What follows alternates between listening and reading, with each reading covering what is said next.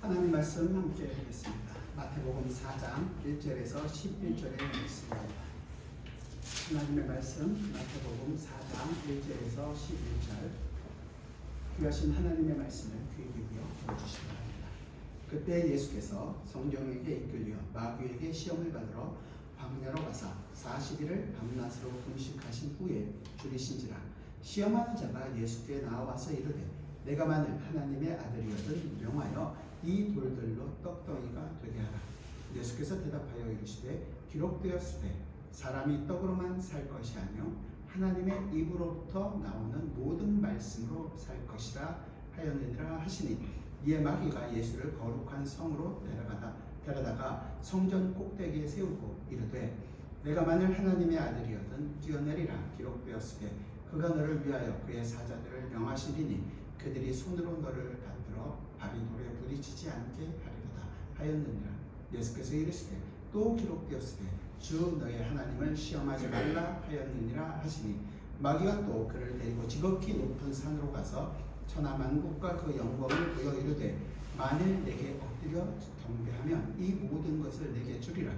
이에 예수께서 말씀하시되 사탄아 물러가라. 기록되었으되 주 너의 하나님께 경배하고 다만 그를 섬기라 하였느니라. 이에 마귀는 예수를 떠나고 천사들이 나와서 수종되니라. 아멘. 오늘 본문은 예수님께서 사탄에게 마귀에게 시험을 받으시는 내용이 본문입니다. 1절부터 11절까지 다 읽기는 했지만 다 다루지는 못할 것 같습니다.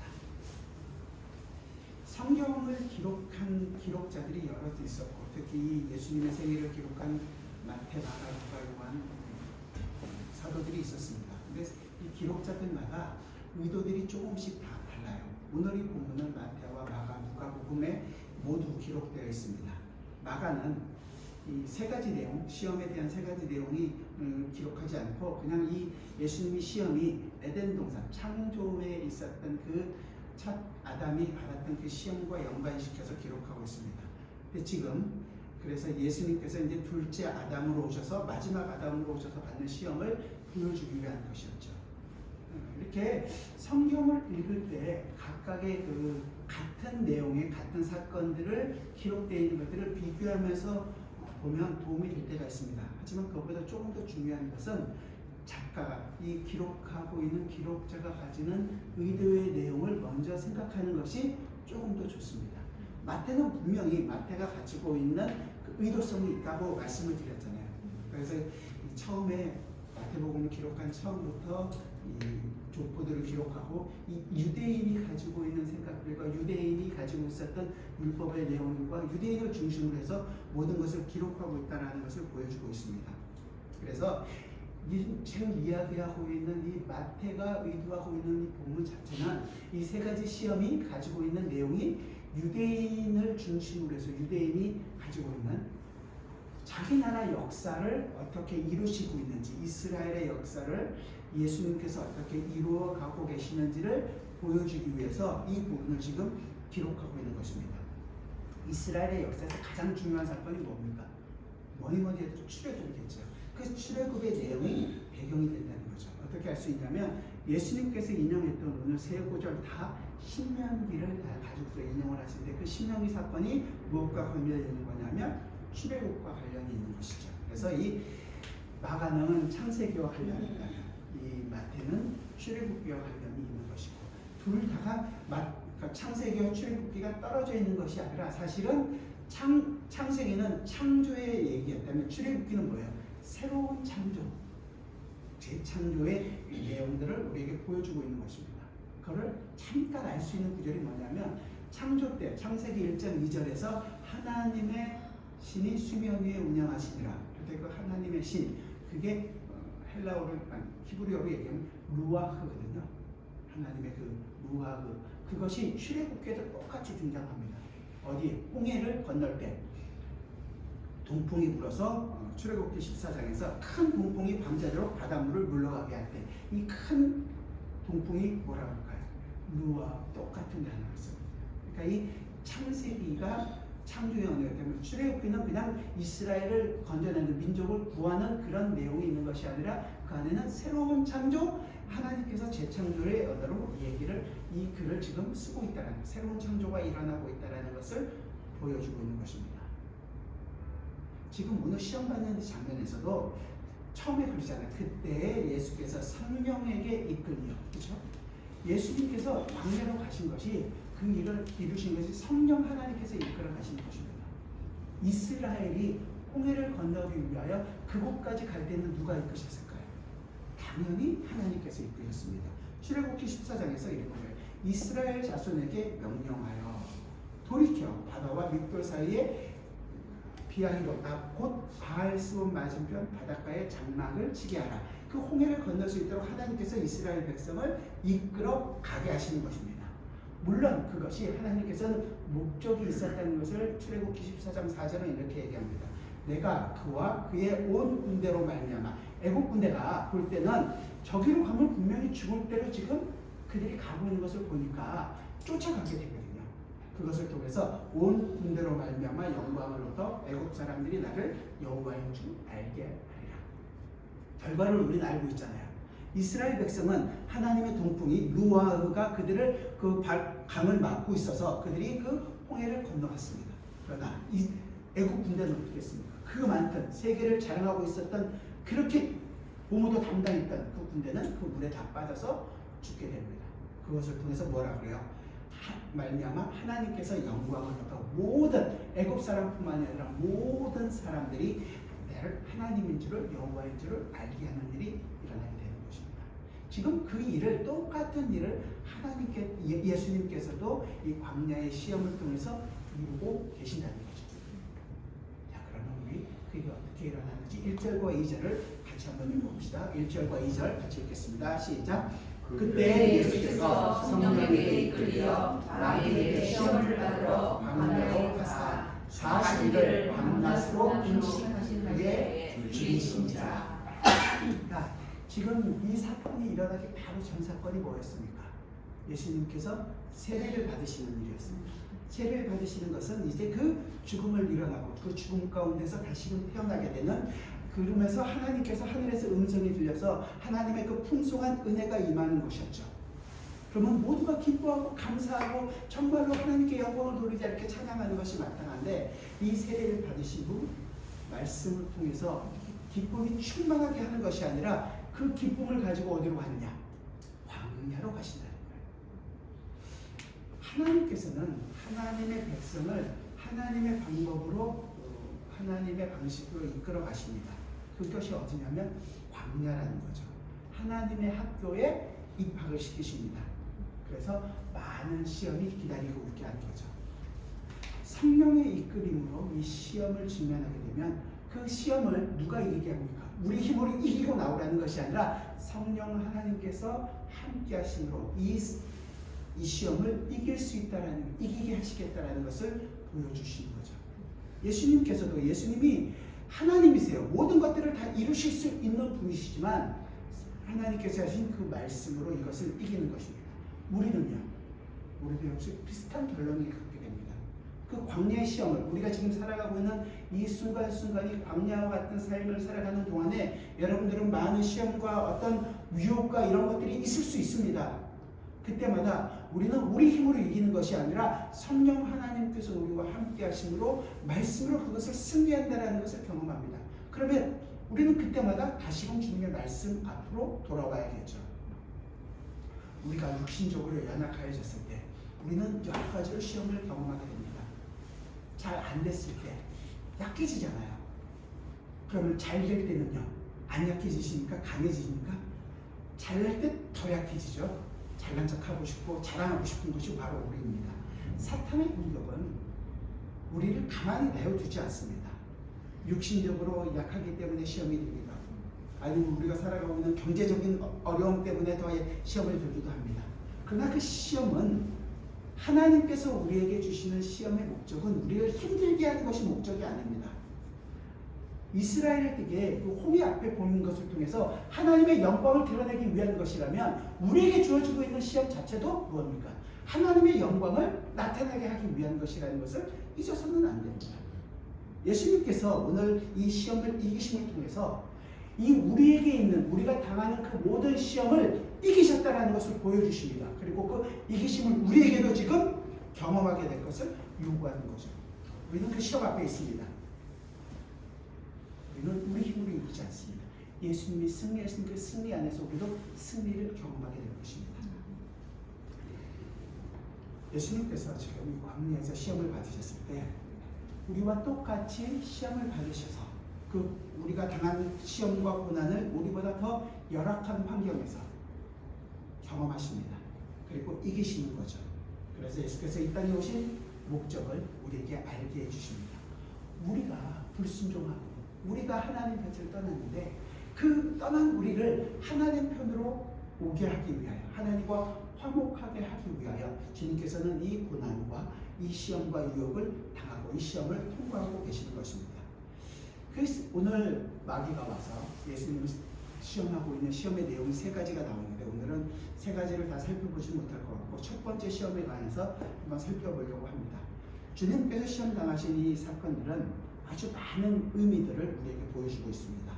그리고 우리에게 그 의미가 어떻게 적용되는지를 알게 됐을 때 우리가 이 땅에서 살아가는 동안에 받게 되는 많은 시험과 유혹들 속에서 우리로 하여금 승리의 기쁨을 경험하게 할 것입니다. 이 첫 번째 내용이 뭔지 우리 3절을 같이 한번 보겠습니다. 3절 같이 읽어보겠습니다. 시작. 시험하는 자가 예수께 나와서 이르되 내가 만일 하나님의 아들이거든 명하여 이 돌들로 떡덩이가 되게 하라. 1절에 뭐라고 얘기했냐면 성령에 이끌려 마귀에게 시험을 당하시러 간다고 얘기해요. 그 마귀에게 시험을 당하러 가는데 3절에서는 그 마귀가 뭐라고 해요? 시험하는 자라고 얘기해요. 마귀는 시험하는 자입니다. 이것이 시험이라는 것을 분명하게 얘기하는 거죠. 그래서 에덴에서 인간을 시험한 것처럼 인류의 대표자를 시험하는 모습으로 지금 마귀가 등장하고 있습니다. 그런데 시험한 내용이 뭐예요? 떡이 되게 하는 시험이었습니다. 왜 그랬을까요? 이 떡이라는 것은 예수님이 지금 40일 동안 금식했습니다. 배가 고팠겠죠. 예수님은 지금 시작하셨습니다. 먹을 것이 너무도 우리로 보면 굉장히 좀 필요했을 것이죠. 이거는 그러니까 단순히 돌이 떡이 되게 하라는 것이 아니라 예수님이 지금 당장 필요한 그 필요를 채울 것을 요구하고 있는 것입니다. 필요의 문제였다는 거죠. 먹고 사는 문제, 무엇을 가져야 하는 문제, 바로 그 문제를 해결하기를 원하는 것입니다. 이것은 어떻게 보면 우리 인류가 영원히 가지고 갈 수밖에 없는 문제 아닐까요? 마귀가 지금 예수님께 내미는 첫 번째 시험의 문제는 이 필요의 문제를 지금 해결하기를 원하는 것이었습니다. 해결하라는 것이었죠. 배고픈 사람에게는 양식이 필요하고 헐벗고 굶주린 사람에게는 어떻게 돼요? 입을 옷과 거주할 집이 필요하고 먹는 것은 이 떡이 필요하다는 것을 극단적인 기초가 된다는 것을 얘기해주고 있습니다. 예수님께 바로 이 필요의 문제에서 그 필요를 네 힘으로 스스로 채워라. 이 부분을 지금 마귀는 시험하고 있는 것입니다. 예수님 자신이 지금 그 고난을 당하는 그 시험을 받는 것이 아니라 이스라엘이 실패한 역사를 지금 예수님께서 이루어가고 있는 것입니다. 이스라엘은 광야에서 돌을 떡으로 만들려는 시험은 그 필요의 문제에 똑같은 시험을 당했습니다. 너무도 간단한 문제인 것 같지만 사실은 이것은 굉장히 중요한 문제이고 성경은 계속해서 이 부분에 대해서 우리에게 관심을 갖기를 요구합니다. 왜냐하면 광야에서 이스라엘은 하나님께 떡을 요구했습니다. 떡 달라고 얘기했죠. 이게 출애굽기, 민수기, 그다음에 신명기에서 계속해서 보면 광야에서 40년 동안 이스라엘이 하나님의 인도하심을 받고 하나님께서 매일매일 주는 그 만나와 메추라기와 물을 먹으면서도 그들이 했던 것은 하나님께 대하여 불평했던 것이었습니다. 이들의 삶은 정말로 불평 그 자체였어요.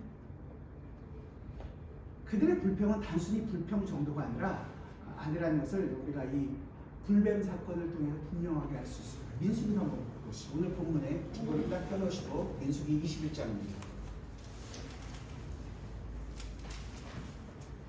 민수기 21장 5절인데요.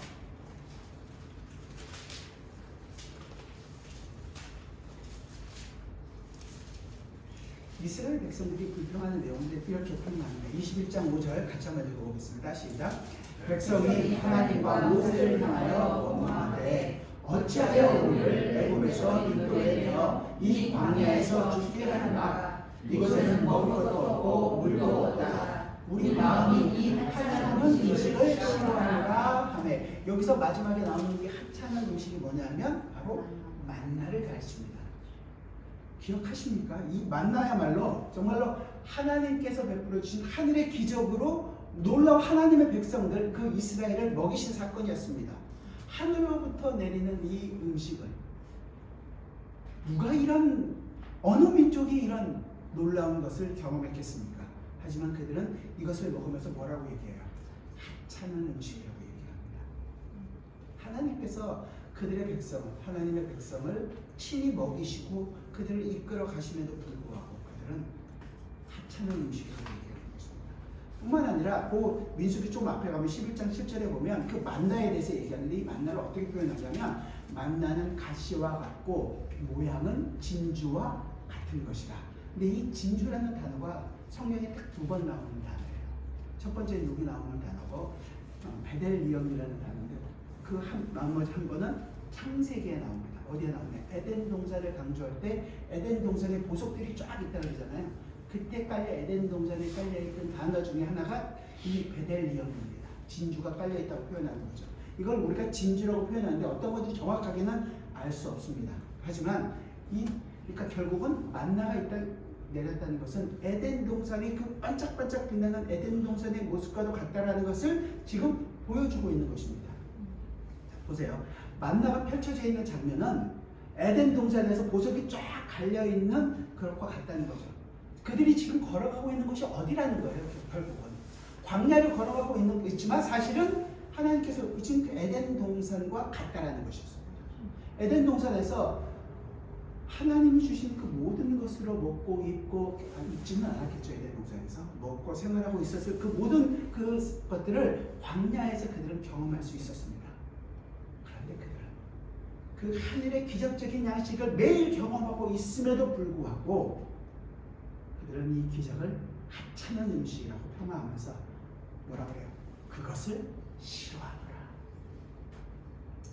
그들은 죄악된 애굽 땅에서 먹었다. 그리고 그렇게 살았던 11장 5절, 민수기 11장 5절에서 우리가 애굽에 있을 때 값없이 생선과 오이와 참외와 부추와 파와 마늘을 먹은 것이 생각나요. 너무한 거 아닙니까? 이 정도 되면. 하나님께서 그들을 광야에서 이끌어 가시는 동안 신명기 마지막에서 이렇게 얘기해요. 그들의 옷이 닳지도 않고 신이 헤어지지도 않았다. 얼마나 그들을 보호하시며 이끌어 가시는지를 분명하게 보여줌에도 불구하고 그 풍족한 가운데서도 그들은 하나님께 불평을 쏟아내었던 것입니다. 왜 그러면 그들은 모든 것이 충만한 가운데서도 이렇게 불평을 쏟아낼 수밖에 없었을까요? 이스라엘이 광야에서 행했던 모든 것들은 자기 것들이 부족해서가 아니었습니다. 필요가 충분함에도 불구하고 그들은 계속 하나님을 불평했습니다. 왜냐하면 아까 읽어드린 것처럼 과거에 있었던 애굽의 좋은 것들, 세상의 눈으로 자기에게 지금 주어지고 있는 것들을 바라보고 있기 때문에 그들은 하나님께서 지금 주고 있는 것들에 대해서 관심이 없고 오히려 불평하고 싫어했던 것이었습니다. 우리가 애굽에 있을 때 값없이 먹던 생선과 고기와 오이와 참외와 부추, 마늘, 파 이런 것들이 더 좋았다라는 것입니다. 그들의 눈에는 하나님께서 그들과 함께 계시다는 것, 그래서 하나님께서 이 하늘의 신령한 것으로 그들을 먹이고 있다는 것에 대해서는 관심이 없고 그런 것들은 오히려 하찮은 것으로 보이는 것이고 종살이에 있었던 생선과 오이와 부추와 마늘 이게 훨씬 좋은 것으로 보인다는 거죠.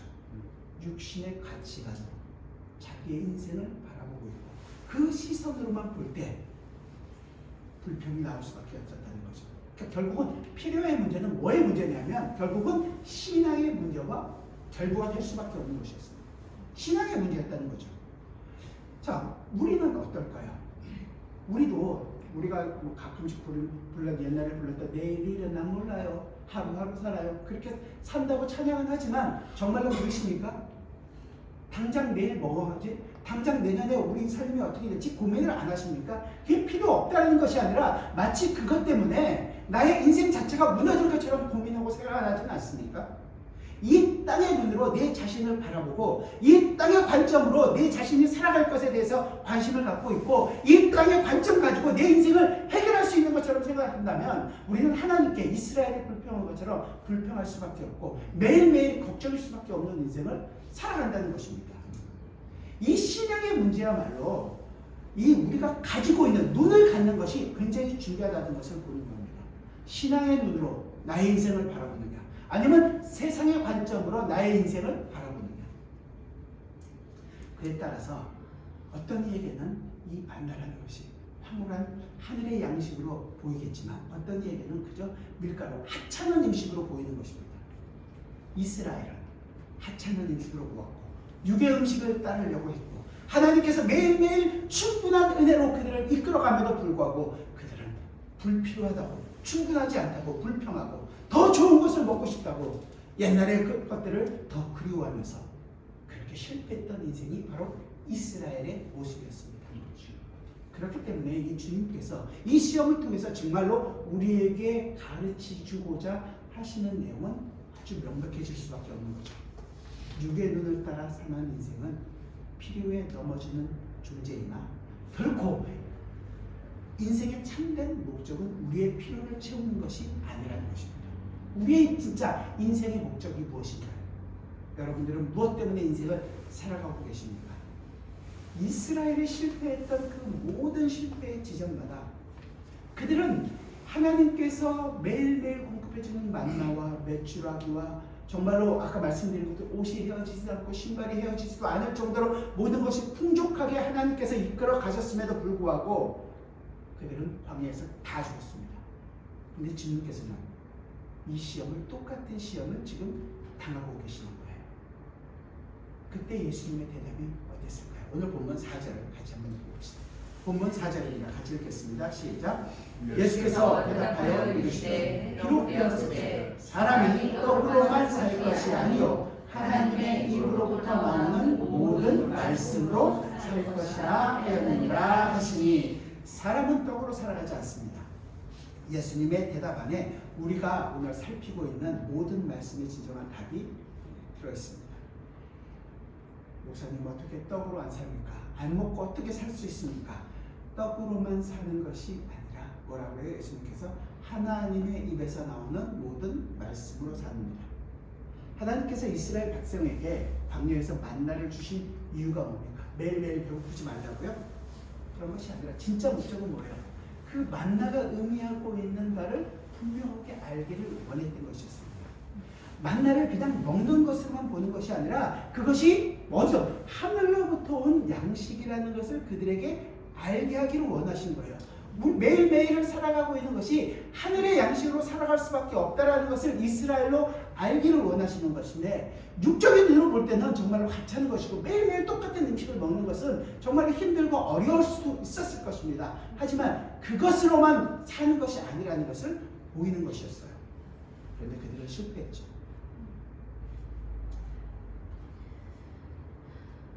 만나를 하나님께서 주심으로써 이 세상의 필요를 너희가 채우는 것으로 만족하는 것이 아니라 그 필요가 가르치고 있는 이 하늘의 양식으로 내가 살고 있다는 것을 알기를 원하시는 거죠. 우리도 역시 마찬가지입니다. 우리도 역시 매일 먹고 마시고 입고 타고 다니는 그 모든 것이 내 자신의 가치를 증명해 주거나 내가 자신이 이런 사람이라는 것을 다른 사람들에게 보여주거나 내가 이만큼 성공했다는 것을 나타내기 위한 것이 아니라 그 모든 것을 통하여 나는 내가 사는 것은 하늘의 양식으로 살고 있다는 것을 보이기 위해서 하나님께서 주시는 것이라는 거예요. 그런데 우리는 자꾸만 내가 가진 것으로 내 자신이 평가받기를 원합니다. 이스라엘이 실패한 그 자리에서 똑같이 실패하기 때문에 우리는 그 시험을 계속해서 당하고 있는 것이죠. 인생의 모든 필요가 하나님으로부터 나온다는 것을 알고 있다면 사람이 진정으로 바라봐야 될 것은 그 필요가 아니라 뭐예요? 그것을 주고 계시는 하나님이 나의 필요가 된다는 것을 봐야 한다는 것입니다. 나의 필요를 채울 때 우리는 채우면 채울수록 더 부족하고 뭔가 허전해지고 텅 비어져 가고 있는 내 모습들을 보게 되는 거죠. 하지만 나의 육신이 점점 후패해지고 나의 모든 것이 점점 사라져야 하더라도 하나님께서 그 모든 것들을 나에게 공급해주고 있다는 사실을 아는 것 하나만으로 나는 두려울 것이 없고 나의 모든 것이 풍족하다는 것을 고백하게 될 것입니다. 이것이 사람의 떡으로만 사는 것이 아니라 하나님의 입에서 나오는 모든 말씀으로 산다는 것을 보여주고 있는 것입니다. 그래서 이 신명기의 말씀에서 육의 필요에서 우리가 진정으로 발견해야 된다는 것을 우리는 알게 되는 거죠. 이 예수님께서 인용하셨던 말씀이 신명기 8장에 있는 말씀입니다. 신명기 8장으로 한번 가볼까요? 신명기 8장입니다. 신명기 8장 구약성경 274페이지인데요. 신명기 8장 2절과 3절입니다. 신명기 8장 2절과 3절 천천히 같이 읽어보겠습니다. 같이 읽어 시작. 내 하나님 여호와께서 이 40년 동안에 내게 광야길을 걷게 하신 것을 기억하라. 이는 너를 낮추시고 너를 시험하사 내 마음이 어떠한지 그 명령을 지키는지 지키지 않는지 알려 하시니라. 너를 낮추시고 너를 줄이게 하시며 또 너도 알지 못하며 내 조상들도 알지 못하던 만나를 내게 먹이신 것은 사람이 떡으로만 사는 것이 아니요 여호와의 입에서 나오는 모든 말씀으로 사는 줄을 내가 알게 하려 하시니라. 아멘. 하나님께서 이스라엘로 광야의 고된 생활을 통해서 이스라엘 백성이 알게 되기를 원하는 것은 사람이 떡으로만 사는 것이 아니라 여호와로 말미암아 나오는 그 말씀으로 산다라는 것을 깨닫게 되는 것이었습니다. 그래서 하나님께서 그들을 광야로 인도하셨고 거기서 고난과 어려움 중에서 하늘의 양식으로 그들을 먹이셨습니다. 그래서 그들이 성공했어야 되는데 그들은 다 실패했어. 불평하고. 하지만 그들은 눈에 보이는 떡을 찾아갔습니다. 땅의 필요를 채우려고만 했었죠. 요즘으로 얘기한다면 말씀은 맞습니다. 하지만 그 말씀을 우리 마음판에 그 말씀을 바르게 세우기보다는 그 진리 메시지보다 그냥 나의 적용할 수 있는 부분을 찾아갑니다. 그래서 내가 어떻게 하면 좀 힘을 얻을까? 이런 것들을 그냥 끝나버리고 마는 것입니다. 그것이 마치 내 훈장처럼 붙어가지고 이 세상에서 나는 그래도 이만큼의 신앙도 가지고 있는 착한 사람이다. 그 신앙이 나를 이렇게 성공하게 해줬다라는 것이 간증으로 끝나버립니다. 하늘의 양식과는 하늘에서 온 양식이라는 것을 보여주는 역할은 조금도 하지를 않는 것입니다. 이 육의 필요를 하나님께서 우리에게 만족 충족시키지 않는 이유에 대해서 이 8장은 이 신명기 8장은 참 우리에게 좋은 부분으로 설명해 주고 있습니다. 고난을 우리에게 주신 이유도 있지만 이 육의 필요를 완전히 충분하게 해결해 주지 않는 이유에 대해서 설명을 해주는데요. 문장 구절을 보면 좀 알 수 있습니다. 신명기 8장은 1절과 12절 그리고 2절과 12절 이런 것들이 계속 좀 병행적으로 이렇게 나옵니다. 1절을 보면 내가 오늘 명한 모든 명령을 너희는 지켜 행하라 이렇게 나오죠. 근데 11절은 어떠냐면 내가 오늘 너에게 명하는 여호와의 명령과 법도와 규례를 지키지 아니하고 내 하나님 여호와를 잊어버리지 않도록 삼갈지어다. 그러니까 지켜라 해놓고 이 11절에서는 부정적으로 얘기하는 거예요. 지키지 않도록 삼갈지어다. 이게 지키지 않게 되기를 원치 않는 거죠. 잊어버리지 않도록 삼가라는 걸 얘기하는 것입니다. 그리고 나서 2절에서는 2절과 12절을 비교해보면 같은 방식으로 반대의 내용을 하는 거예요. 2절에서는 광야의 길을 걷게 하고 낫게 하고 줄이게 하는 내용이 나오면 12절과 13절에서는 내가 먹어서 배부르고 아름다운 집을 짓게 되고 거주하게 되면 또 내 소와 양이 번성하며 내 은, 금이 증식되며 내 소유가 다 풍성하게 될 때 2절에서는 가난하게 될 때 12절과 13절에서는 어떻게 부유하고 풍성하게 될 때 이것들이 반대되는 것처럼 등장하게 됩니다. 그러면 이 두 메시지의 결론이 뭐냐? 하나님께서 이 두 가지 상황을 주시면서 이스라엘에게 바라는 것은 광야에서 줄이고 하신 것. 뜻은 뭐죠? 사람이 떡으로만 사는 것이 아니라 하나님의 입에서 나오는 말씀으로 산다라는 것을 3절에서 봤죠. 그러면 뒤에 가서는 14절에 나오는데요. 14절에서는 뭐라고 얘기합니까? 내 마음이 교만하여 내 하나님 여호와를 잊어버릴까 염려하노라. 배부르고 등떠시면 뭐 한다는 거예요? 하나님을 잊어버릴까 염려하신다는 것입니다. 이스라엘이 번성하고 풍요하게 될 때 그 상황에서 여호와를 잊어버리지 않게 되기를 하나님은 원하셨던 것입니다. 하나님께서 이스라엘에게 고난을 주시는 이유는 그 고난을 통해서 하나님을 기억하는 것입니다. 이스라엘이 풍부하게 됐을 때는요, 그 풍부 때문에 하나님을 기억하지 못하게 되는 것을 하나님께서는 염려하셨던 것입니다. 그렇게 되기를 원하지 않으셨던 것이죠. 그러니까 그 신명기 8장에서는 고난을 주시는 이유도, 풍족하게 해주시는 이유도, 모든 것 속에서 하나님께서 하나님을 잊어버리지 않고 이 모든 것이 하나님의 은혜로 살아가는 것이다라는 것을 이스라엘로 알게 하기를 원하셨던 것입니다.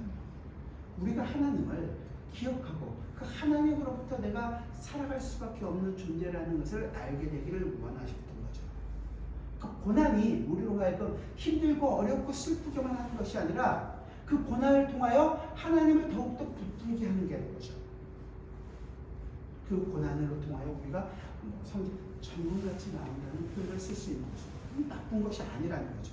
뿐만 아니라 풍족하게 되는 것도, 그것이 마치 우리가 복을 받아서 풍족하게 느낀다는 것이 아니라 그 복이 하나님께서부터 주신다는 것을 복을 가지고 보일 수 있어야 되는 것입니다. 쉽지 않죠. 왜냐하면 내가 가진 것이 마치 내 자랑처럼 우리는 생각하는 거예요. 내가 지금 하고 있는 것이 내 신앙이라고 생각할 때가 너무도 많으니까요. 그러나 그 모든 것을 가지고 하나님께서 나에게 지금 공급해주고 계시는 것이라는 것을 보여야만 한다는 것입니다. 하나님의 사람들은 그래서 내가 지금 가지고 있는 것을 자랑하지 않습니다. 왜냐하면 내가 가진 것은 내 능력이 아니라 하나님께서 주신 것이라는 것을 알고 이 모든 것을 통하여 하나님을 보이는 자이기 때문에 그렇습니다. 그것을 하나님을 사랑하고 내가 지금 가지고 누리고 있는 모든 것에 있어서 나는 자족하기를 배운다라고 고백했던 사도 바울의 고백처럼 그 고백을 하는 사람들입니다. 우리 중에 혹시 있을지 모르지만 하나님께서 나에게 정말 돈벼락을 한번 내려주신다면 내가 그걸로 하나님의 일을 멋지게 할 텐데 라는 생각을 갖고 계신다면 애초에 생각을 접으십시오. 그렇게 얘기하는 모든 사람은 다 자기 마음대로 그 복을 누리고 결국은 뜨거운 데 가서 평생 영원토록 지낼 수 있는 분입니다. 그래서 하나님께서는 우리보다 우리를 잘 아시기 때문에 우리의 필요에 맞게 공급해주고 계십니다. 우리의 관심은 영에 있지 않고 언제나 육의 것에 있기 때문에 우리는 그 육의 것을 찾아갑니다. 그러나 하나님을 사랑하고 그분을 기억하는 것에 관심을 가진다면 하나님께서 지금 내게 베풀어 주신 것에 나는 만족하고 그 인생으로 하나님을 보이기 위하여 무엇을 할 것을 고민할 것입니다. 그래서 그 시험과 유혹 앞에서 예수님께서 그 과거에 하나님께서 하나님의 말씀으로 산다는 것을 그 말씀을 완성하시는 것처럼 우리도 그 예수 그리스도 안에서 하나님께서 우리에게 공급해주는 그것으로 내가 매일매일을 살아간다는 것을 보이며 사는 것입니다. 예수님께서 이 돌을 떡으로 만들 능력이 없어서 이것을 안 하셨을까요? 그렇지 않습니다. 우리는 분명히 나중에 오병이어라는 사건을 통해서 요한복음 6장에 기록된 그 사건을 통해서 예수님은 돌이 아니라 아무것도 없는 그 많은 사람들을 약 2만 명이나 되는 사람들을 먹일 수 있는 오병이어 이것을 통해서 우리는 분명하게 알 수 있습니다. 요한복음 6장을 한번 가볼까요? 신약성경 152페이지입니다.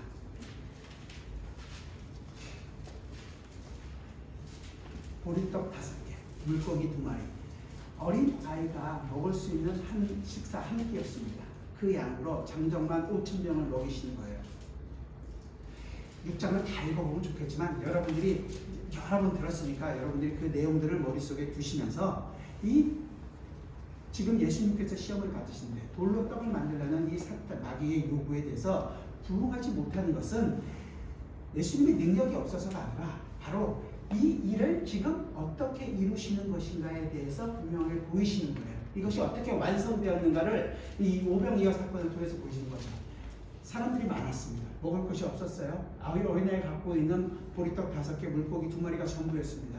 예수님께서는 그 그 어린아이 것들을 가지시고 축사하시고 모든 사람에게 먹이셨습니다. 돌로 떡을 만드는 것보다 거기는 떡으로 주는 것이 아니라 그 작은 것으로 모든 사람에게 풍성함을 하늘의 양식으로 다 먹여주셨습니다. 그랬더니 사람들이 어땠을까요? 예수만 따라다니면 먹을 걱정 없겠네. 예수를 따라다녔습니다.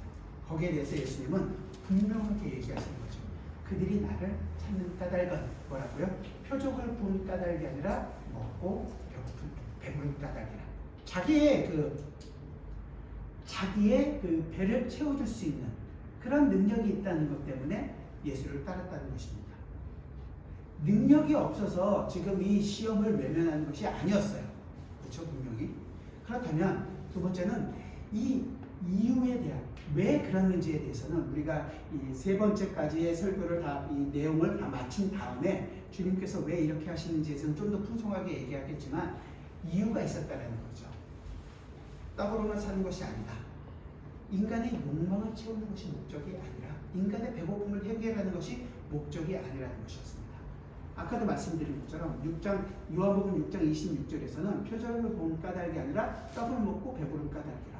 우리는 우리의 필요들, 우리의 배고픔을 해결해 줄 어떤 것을 능력자를 찾습니다. 그러나 예수님은 그것이 목적이 아니라는 거예요. 그것이 이유가 아니라는 것이었습니다. 주님께서는 하늘의 것이 어떤 것인지를 보이기를 원하셨던 것입니다. 지금 이스라엘은 오병이어를 직접 경험하면서도 이스라엘이 광야에서 실패했던 것을 똑같이 실패하고 있는 것이었습니다. 그런데 27절, 요한복음 6장 27절 같이 한번 볼까요? 27절 같이 읽어봅시다. 시작.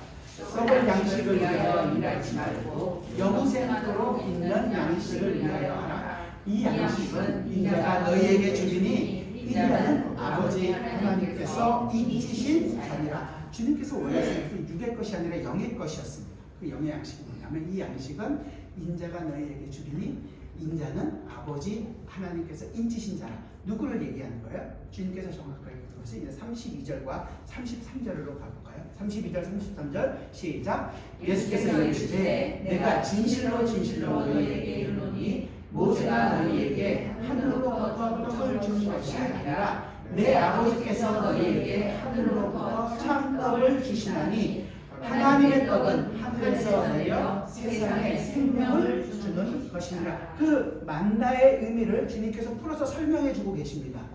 그리고 이제 이 35절에서 이 떡의 정체를 예수님께서 얘기합니다. 35절 같이 읽어봅시다. 시작.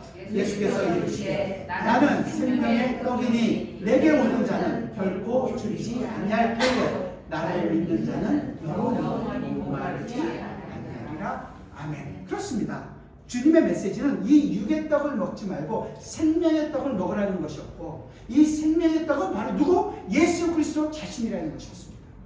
그렇기 때문에 우리는 자꾸만 돌로 떡을 만들어 먹으려고 하지 말고 이 참 생명의 양식이신 그리스도를 바라봐야 되는 것입니다. 그리스도께서 우리의 진정한 양식이 된다는 것을 보여주어야 하는 것입니다. 세상에서 열심히 일하고 돈을 많이 벌고 먹고 살고 그것을 통해서 내가 이만큼 괜찮은 사람이라는 것을 증명하는 것이 아니라 그 모든 것을 통하여 예수 그리스도로 말미암아 내가 살아가고 있다는 것을 보여주셔야 하는 것입니다. 육의 떡이 아니라 생명의 떡이신 예수 그리스도 그분이 나의 모든 것 되신다는 거죠. 우리는 지난주에 이 성찬의 떡을 함께 나눴습니다. 이 성찬의 떡 그 작은 한 피스가 무슨 힘이 되겠습니까? 그 피처럼 보인 피도 아니죠. 그 주스 하나가 우리에게 무슨 힘을 공급해 주겠습니까? 하지만 그것이 영적으로 우리와 하나가 되어 예수 그리스도로 말미암아 내가 살아가고 있다는 것을 알게 된다면 성찬의 떡과 성찬에 참여하는 것이 예수 그리스도 안에서 내가 하늘의 것으로 내가 만족하고 살아간다는 것을 신앙으로 고백하는 신앙의 고백이 되는 것입니다. 말씀을 뵙겠습니다. 우리가 웨스트민스터 신앙 고백 소요도 문답 1번이 뭐죠? 우리 인생의 제일 되는 목적이 무엇입니까? 하나님을 영원롭게 하고 영원토록 그를 즐거워하는 것이다. 하나님을 아는 거예요. 힘쓰십시오. 여러분들은 무엇으로 삽니까? 여러분의 배를 채워줄 그 떡으로 사십니까? 육의 떡입니까? 아닙니다. 그렇지 않습니다. 돌로 떡을 만들 수 있는 능력이 없어서 안 만드신 것이 아니라 진정한 떡이신, 진정한 하늘의 양식이신 그 예수 그리스도, 그분 자신이 우리에게 부어주시기 위하여, 그분 자신을 우리 마음속 깊이 새기시기 위하여 그분은 지금 그 유혹 앞에서 유혹을 이기시, 시험을 이기십니다. 우리 모두는 어쩌면 또 시험의 앞에 있을 수 있습니다. 우리 자신이 승리할 수 없다는 것을 너무도 잘 압니다. 우리는 이 예수 그리스도의 승리 안에서 내가 들어있다는 사실을 확인하는 것입니다. 그리고 나는 또 실패할지 모르지만, 나는 또 제 유혹 앞에 무너질지 모르지만 예수님께서 승리하셨기 때문에 내가 다시 한 번 더 일어나겠습니다. 여러분의 인생은 지금보다 전보다 더 힘들어질 수도 있습니다. 아니, 우리의 육신은 점점 연약해질 수밖에 없는 것들을 알게 됩니다. 그러나 우리는 병상에 누워서라도 주님이 나의 모든 것 되시다는 것을 고백하는 사람이 있고, 나의 모든 것이 없어져가는 그 상황 속에서도 주님이 나의 전부이시며 나는 주님으로 말미암아 만족하는 것을 고백하고 살아갈 수 있는 주님의 백성입니다. 세상의 필요 때문에 쓸데없이 고민하지 마십시오. 세상의 필요는 여러분을 조금 힘들게 할 수는 있지만 여러분들을 넘어뜨리지 못할 것입니다.